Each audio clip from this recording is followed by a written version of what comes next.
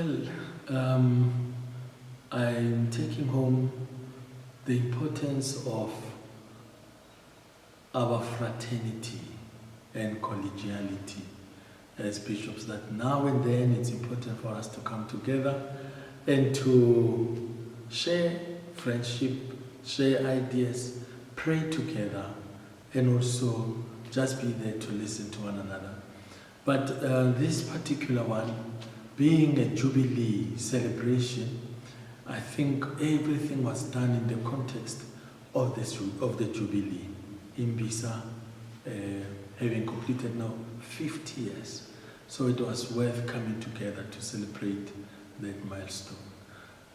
Being here was a good experience also, because you learn and you know what is important, what is really important in the mind of the Holy Father, in the mind of the Church.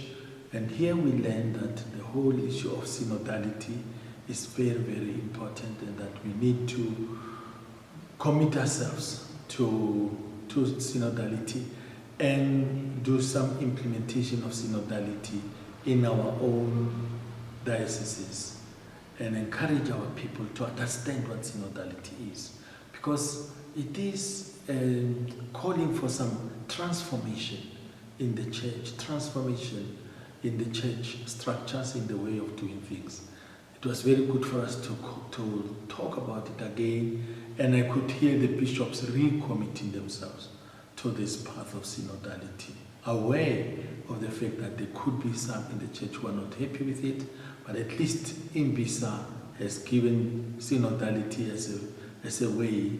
They've given it their thumbs up, and they are saying, no, we will adhere to the call of both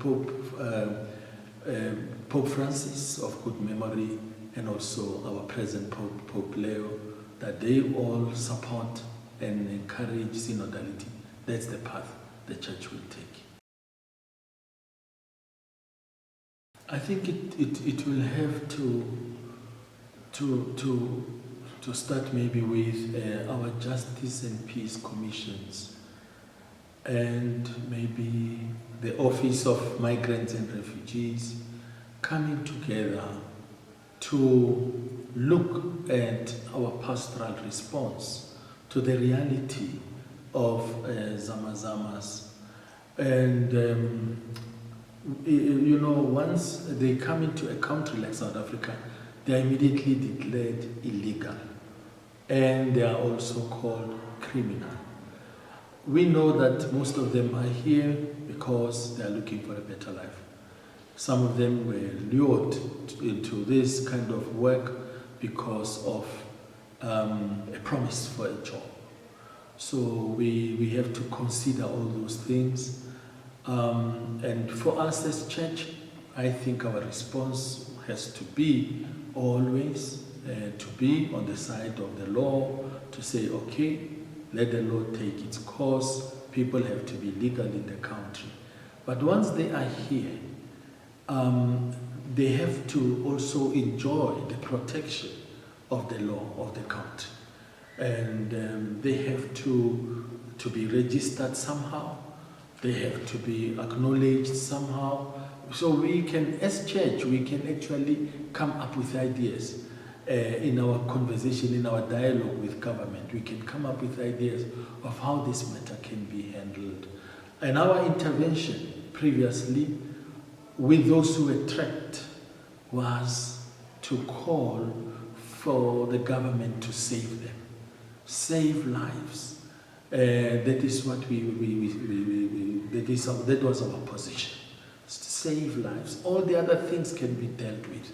But the most important thing, the most urgent thing at the moment, please help them, assist them to come out.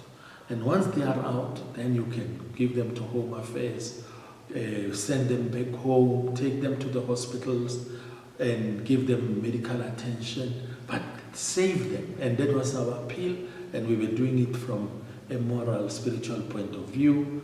And we were called names, of course, by those who were saying, no, let them die. We said, no, it is not Christian and it is not human to let people die. They are here already and they are vulnerable. We have to assist them, and then help them to reconcile with their families, reconcile with their communities, and also let them get healthy. But we are also standing on this point. We need to promote artisanal mining in South Africa and make it possible for young people who would like to do mining to get some kind of training, some support from government, a permit of some kind, skills, tools, whatever they might need to be able to go and do mining legally. And for that reason, our engagement with the government will be to see to it that the government does its part in promoting artisanal mining, and for us, encouraging young people to form cooperatives and maybe somehow to come and get the skills and get the necessary training and assistance to be able to do that kind of informal artisanal mining. We support that.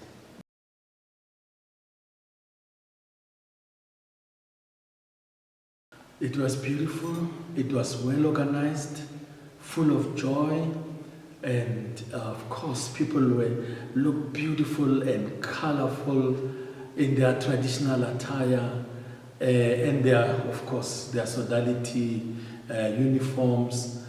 It was good also to see children, to see young people, to see adults, religious and clergy together like that.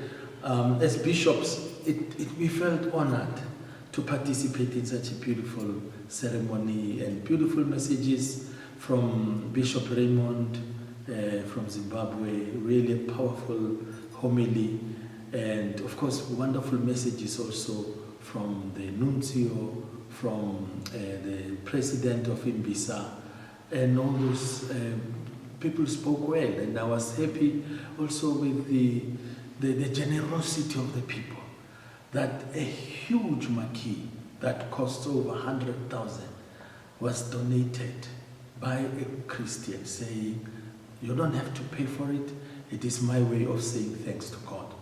And so many people offered services, another one offered transport for all the guests, another one offered this. So people came on board and offered and expressed their gratitude to God by giving.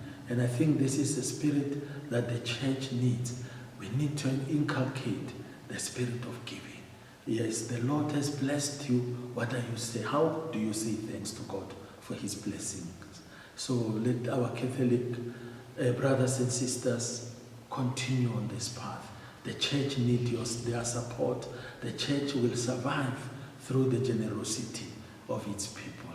So I was so happy today. It was a beautiful celebration, and I'm happy to have been part of it because I feel revived and rejuvenated and inspired.